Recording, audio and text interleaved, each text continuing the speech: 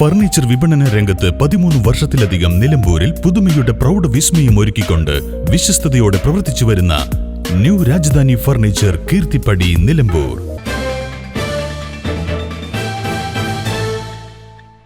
നിലമ്പൂർ നഗരസഭയുടെ ഉടമസ്ഥതയിലുള്ള ബസ് സ്റ്റാൻഡിലെ പൊതു ശൌചാലയം വെള്ളമില്ലാത്തതിനാൽ ഒരാഴ്ചക്കാലമായി പൂട്ടിക്കിടക്കുന്നു.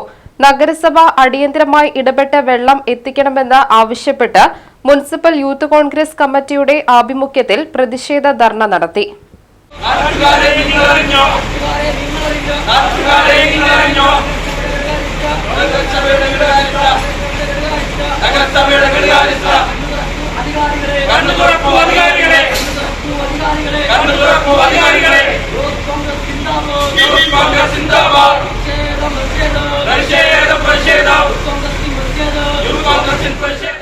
വെളിയുടെ വിസർജന മുക്ത നഗരമായി 2022 പ്രഖ്യാപനം നടത്തിയിട്ടും പ്രതിദിനം വിദ്യാർത്ഥികളടക്കം സ്ത്രീകളും കുട്ടികളും പ്രായമുള്ളവരും ബസ് ഓട്ടോ തൊഴിലാളികളുമടക്കം മലമൂത്ര വിസർജനം നടത്താൻ നെട്ടോട്ടമോടുന്ന അവസ്ഥയാണ്. ഈ ശൌചാലയത്തിന്റെ ടാങ്ക് പൊട്ടിയൊലിച്ച് ദുർഗന്ധം വമിച്ചിട്ടും മാസങ്ങളോളം നടപടികൾ സ്വീകരിക്കാതെ യാത്രക്കാരും പൊതുജനങ്ങളും ബുദ്ധിമുട്ടിലായിരുന്നു. വാട്ടർ അതോറിറ്റി അധികൃതരുമായി ചർച്ച നടത്തി അടിയന്തര പ്രശ്നപരിഹാരം ഉണ്ടാകുന്നതുവരെ നഗരസഭ ടാങ്കർ ലോറിയിൽ ആവശ്യമായ വെള്ളമെത്തിക്കാൻ തയ്യാറാവണമെന്നും സമരക്കാർ ആവശ്യപ്പെട്ടു.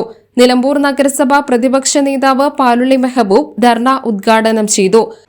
ഈ ബസ് സ്റ്റാൻഡിൽ പ്രതിദിനം 100 കണക്കിന് ആളുകൾ, സ്ത്രീകളും കുട്ടികളും പ്രായമുള്ള ആളുകളുമടക്കം 100 കണക്കിന് ആളുകൾ വന്നു പോകുന്ന ഈ പ്രദേശത്ത് മലമൂത്ര വിസർജനം നടത്താൻ കഴിയാത്ത രീതിയിൽ ഒരാഴ്ചക്കാലമായി നിലമ്പൂർ നഗരസഭയുടെ ഉടമസ്ഥയിലുള്ള ഈ സ്ഥാപനം, ഈ ശൌചാലയം പൂട്ടിക്കിടക്കുകയാണ്.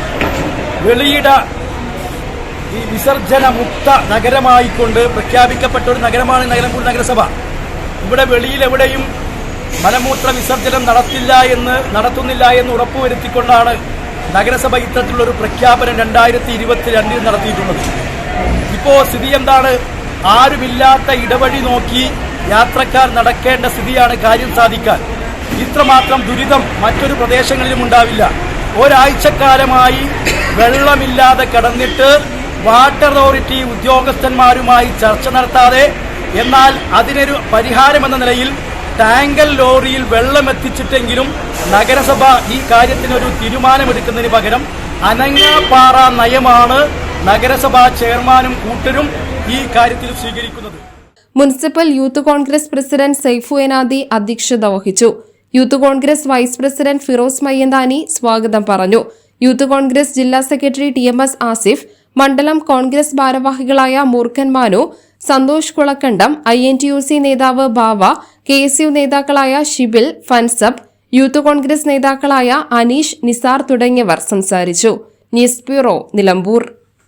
BCA, BSW, BCom തുടങ്ങിയ ഡിഗ്രി കോഴ്സുകളിലേക്ക് അഡ്മിഷൻ ആരംഭിച്ചിരിക്കുന്നു. DPOL institute of science and technology, DSAT, Nilambur. നിലമ്പൂരിന്റെ ആതുര സേവന രംഗത്ത് ഡോക്ടർ കൃഷ്ണവേണിയുടെ നേതൃത്വത്തിലുള്ള പുതിയ മാനേജ്മെന്റിന്റെ കീഴിൽ അത്യാധുനിക സൗകര്യങ്ങളോടുകൂടി Devi Janani maternity and general hospital, Kaluthumkadavu, Nilambur.